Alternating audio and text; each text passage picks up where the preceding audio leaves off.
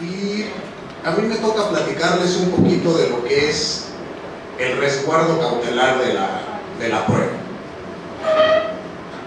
Inicialmente, cuando me marcaron el tema, no sabía yo ni de qué me estaban hablando.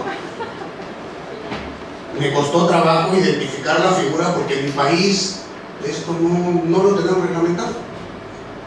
Después de investigar un poco, veo que esto se le conoce también con el nombre de diligencias preliminares, prueba anticipada, retardo judicial, medidas cautelares en el sistema del civil law.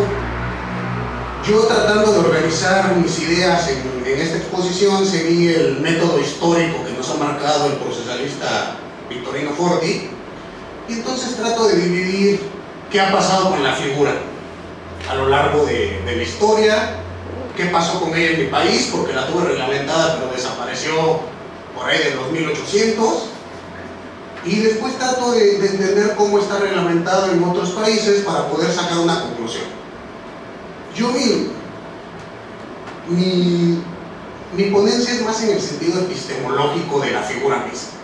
Tratar de determinar si en un proceso que en un futuro va a ser cognoscitivo, es viable este anticipo o resguardo cautelar del medio probatorio.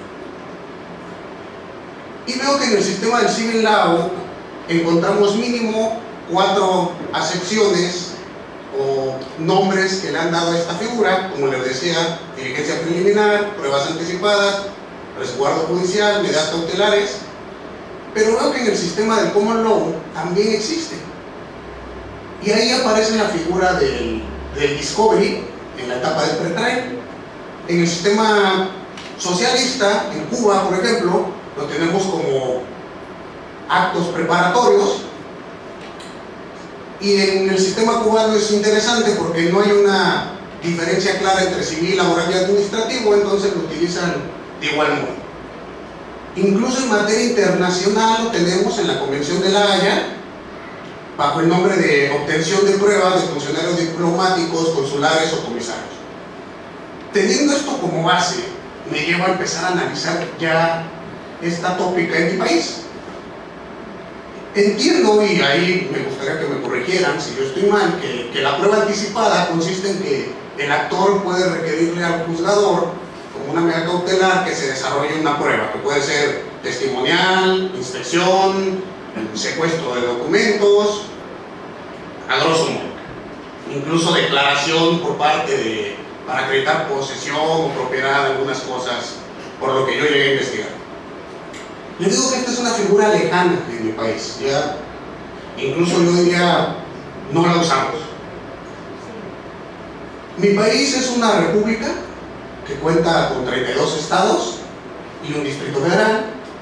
Al ponerme a leer e investigar esta figura, que es una figura romana que llegó a mi país por medio de España, las 7 partidas, descubro que también la tengo escondida bajo el nombre de actos prejudiciales en 25 de mis códigos. En mi código federal se aparece como medidas preparatorias. En 2 códigos más aparece como medios preparatorios a juicio. En un código me aparece como formas de preparar el proceso, y en un último me aparece como actos preparatorios. Esto me lleva a preguntarme nuevamente, bueno, ¿de qué estoy hablando? Una multiplicidad de nombres para reglamentar la misma figura. Todo esto va encaminado nuevamente a lo que veo yo, al problema epistemológico del proceso. El proceso es un ente cognoscitivo, no es un ente normativo como tal, por lo menos en la dinámica lógica que nos vienen enseñando, un debate entre 2 iguales ante un tercero imparcial para resolver o dirimir una controversia. En virtud de ello tenemos que empezar a analizar esta figura conforme a los principios constitucionales. Partiendo del Estado constitucional, el Estado constitucional de derecho impide, desde mi punto de vista, este tipo de figuras. ¿Por qué? Porque violenta un derecho fundamental garantizado en la mayoría de las cartas magnas o las constituciones que surgen a partir de la Segunda Guerra Mundial, consistente en el derecho al contradictorio, la garantía de audiencia. En mi país, artículo 16 constitucional, 14 constitucional, 17 constitucional, a grosso modo nos garantizan que nadie puede ser privado, como el Estado, en su persona, en sus objetos, en sus cosas, por ningún acto de autoridad, sino es mediante un mandato debidamente fundado y motivado, y en el cual tenga derecho al contradictorio. Expresamente así lo es. Partiendo de ello, me lleva a analizar esta figura. La tópica en virtud de la cual analizo yo es en virtud del garantismo, y tengo que hacer un análisis desde los tres aspectos, marcados por el maestro Ferrayoli: del aspecto semántico, sintáctico y axiológico. Partiendo de él, me cuesta a mí, o me llevo a inferir que esta figura está viciada en cuanto a la vigencia desde el término utilizado por Ferrayoli, principio iure, en el sentido de que no es contraria a los derechos fundamentales, está atacando la esfera de lo indecidible, permitiendo una discrecionalidad por parte del juzgador. Esto es peligroso. Esta discrecionalidad, en virtud de la cual se te puede privar de algún, o que se haga una prueba a tus espaldas, la considero yo peligrosa, contrario al debido proceso, vamos. Mi país ha zanjado esto en el sentido de que toda prueba anticipada, como se le llama a esta figura, siempre es con vista de la contraparte.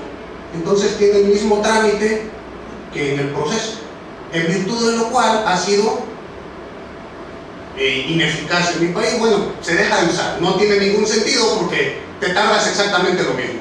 Yo entiendo que los fundamentos para aplicar esta figura nos hablan de tutela flexible, tutela efectiva, que es una corriente que en mi país está tomando auge, en virtud de la cual nos dicen que hay que desaparecer incluso al proceso cognoscitivo.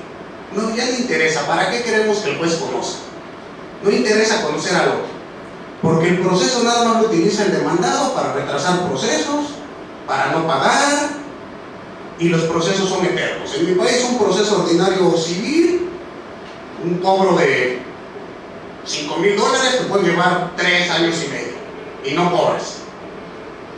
En virtud de ello aparecen estas figuras o estas tendencias donde pretenden legitimar la actuación oficiosa del juzgador con un discurso engañoso. Como bien nos acaban de ilustrar, la función del legislador es distinta de la función del juzgador. La decisión del juzgador no necesita legitimarse por medio del clamor popular. Se legitima aplicando el irrestricto apego al derecho, hacer valer del menos la estricta legalidad. ¿Qué propone, no? ¿O qué es lo que yo puedo ir infiriendo de todo esto? Que esto es un problema de vigencia en cuanto a las normas, en virtud de que existe una antinomia entre mi norma procesal y mis derechos fundamentales, es decir, una garantía de primer orden y una garantía de segundo orden. Sin intentar con esto caer en el viejo constitucionalismo principalista, en virtud de que la Constitución vale porque es Constitución. Sí, es cierto, pero ese es un enfoque un tanto más después de la Segunda Guerra Mundial, en el corte naturalista. Los neopositivistas también han exagerado en este mismo aspecto. Y existe una discusión muy fuerte en mi país entre constitucionalismo principialista y constitucionalismo garantista. En esencia, el principialista hace ponderaciones y el garantista no. El garantista aplicamos la ley. Si hay un problema de antinomia, se debe a la validez, a la vigencia o a la eficacia de la norma, y debe de haber algún modo de resolverlo. En este tipo de constitucionalismo tratamos de hacer una clara división entre la moral y el derecho positivo, entre el ser y el deber ser. No tratamos de aplicar postulados encaminados a la justicia o a eficacia extraprocesal, que es lo que yo veo que se trata con este tipo de figuras. Esto nos lleva a dar un giro epistemológico. Tenemos que dejar de ver al proceso donde el juez va a ser un mero conocedor, hablar de este intersubjetivismo y cambiar del subjetivismo al intersubjetivismo, es decir, cambiar del conocimiento individual al conocimiento como ente colectivo. Por lo menos pienso yo que es claro que el derecho es un lenguaje artificial. En virtud de ser un lenguaje artificial, debemos de manejar su interpretación desde los 3 mundos de vida que nos manejó y nos enseñó Karl Popper. Y después Jürgen Habermas ha ido ampliando a llegar a 5 y otros hablan de 6 o 7 distintos enfoques.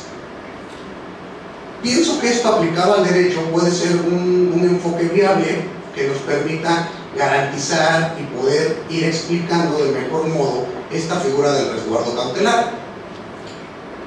Yo les tengo que confesar que yo soy neófito en esto del garantismo procesal. Yo llegué a conocer esto del garantismo procesal de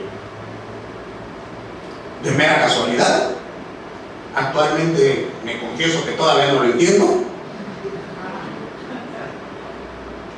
He escuchado y he aprendido mucho en este congreso, pero trato yo de desentrañar me refiero a que no lo entiendo no en los postulados básicos, sino a tratarlo de englobar en una postura desde el punto de vista de una teoría general del derecho.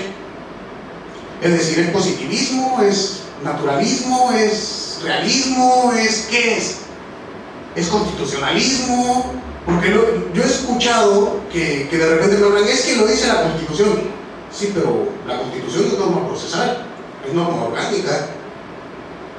Y si atendemos a un derecho positivo, tendríamos un problema. Si atendemos a un derecho naturalista, tenemos otro problema. Luego escucho que hay, por ejemplo, un principio rector del proceso que es la moralidad, y me choca porque yo pensaba que hablaban de positivismo, pero luego me hablan que va a haber moralidad. No sé, por eso les digo, yo todavía me confieso ignorante. Y de todo el derecho en general. Pero del procesal en este aspecto más. Entonces, incluso yo no sé qué estoy haciendo yo de este lado. Me invitaron, yo creo, por ser la mascota, el mexicano, que llegó hasta acá. Me estaban platicando que soy el primer mexicano en venir al Congreso, entonces creo que soy un mal ejemplo, pero es lo que llegó.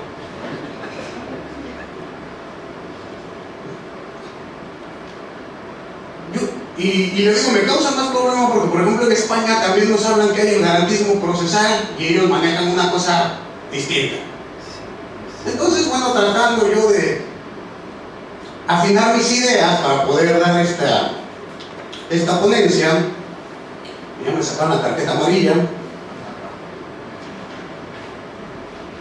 Les comento que yo intenté de aplicar el método axiomático. Con este método axiomático, en virtud de principios lógicos preestablecidos, donde puedo validar la vigencia y la validez del cuerpo normativo, traté de hacer dividir en la versión sintáctica de lo que es el cuerpo normativo procesal.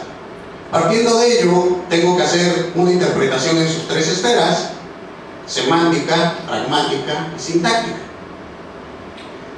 Con ello, para poder elaborar y llegar a una conclusión que viene en mi ponencia, en virtud de la cual esta figura está viciada de un problema de vigencia en el aspecto constitucional.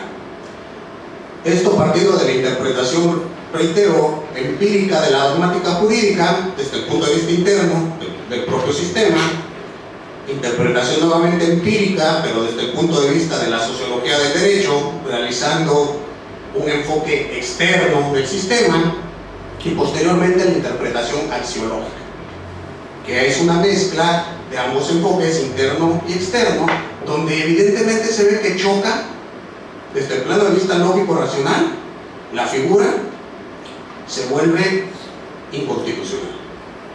Reitero, bueno, nuevamente es una figura que yo estudié de lejos porque no la tengo vigente en mi país, y si cometí algún error excuso mi interpretación mal realizada de las figuras, y les agradezco mucho la atención.